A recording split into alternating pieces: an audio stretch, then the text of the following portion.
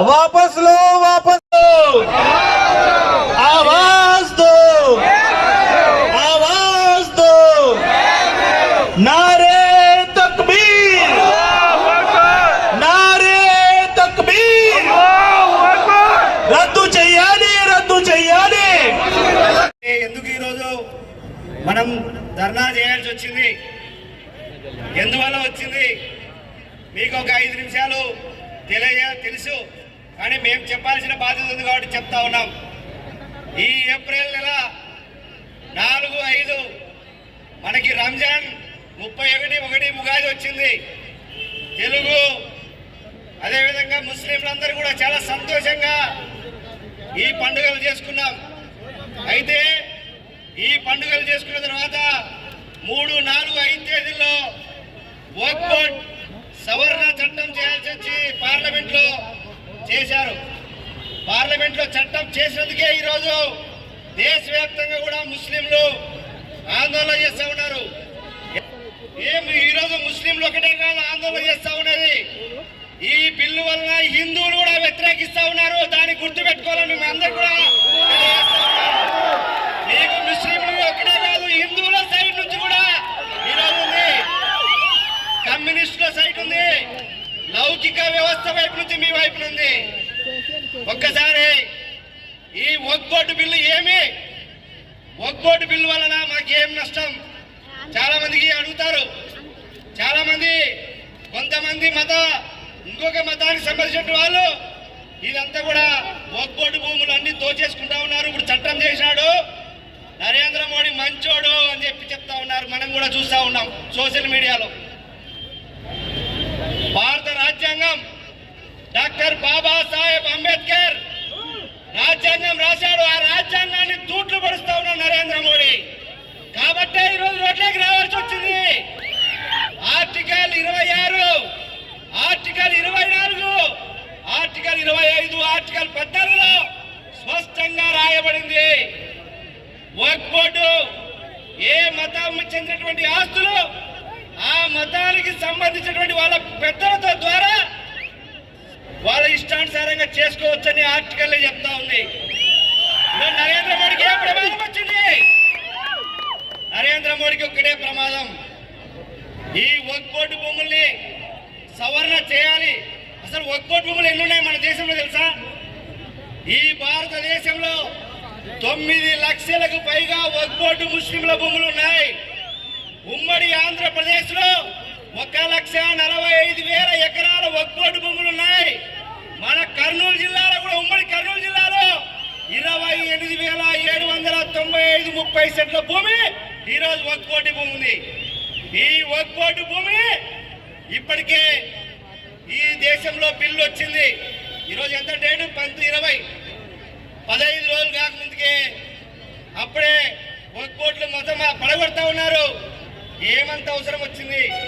1995లో కూడా సవరణ చేశారు అప్పుడున్న గవర్నమెంట్. ఆ గవర్నమెంట్ కూడా స్పష్టంగా చెప్పింది, ఎందుకంటే నరేంద్ర మోడీకి భయం. ఎందుకు ఈ దేశంలో సినిమా అయిపోయింది, బాబ్రీ మసీద్ సినిమా, అయోధ్య కట్టేశాడు, ఆయన కూడా ఓడిపోయారు మన ఎన్నికల్లో. సినిమా లేదు కాబట్టి ఈరోజు మళ్ళీ మతాల మధ్య, హిందువుల మధ్య, ముస్లింల మధ్య ఘర్షణలు పెట్టాలని ఈరోజు చట్టం చేశాడు. ఈ చట్టం వలన నీ పప్పులుడు కావు, మాకు కూడా కోర్టు ఉంది. పార్టీ చేశారు. ఎంతమంది వచ్చారు? ఆయన పార్లమెంట్ లో చట్టాన్ని పెడితే 249 ఓట్లు నరేంద్ర మోడీకి అనుకూలంగా ఉన్నాయి. మనకు అనుకూలంగా 196 ఓట్లు వచ్చినాయి. ఇంకా కేవలం 45 ఓట్లు మాత్రమే నువ్వు మెజారిటీలో ఉన్నావు. ఆ 45 ఓట్లు మెజారిటీలో ఉంటే ఈ దేశంలో నువ్వు ఏమైనా చేస్తానంటే పప్పులు ఈరోజు ఆ 45 ఓట్లు ఎవరో మీరు ఆలోచన చేయాలి. అరే నా 45 ఓట్లు కేవలం ఇద్దరివే. ఒకటి మన ఆంధ్రప్రదేశ్ ముఖ్యమంత్రి నారా చంద్రబాబు నాయుడు, రెండోది నితీష్ కుమార్, జేడీయూ నితీష్ కుమార్. ఆయనకు నరేంద్ర మోడీ పడిపోతాడేమని చంద్రబాబు నాయుడు ఈ కర్ర పట్టుకున్నాడు, ఆయన ఈ కర్ర పట్టుకున్నాడు.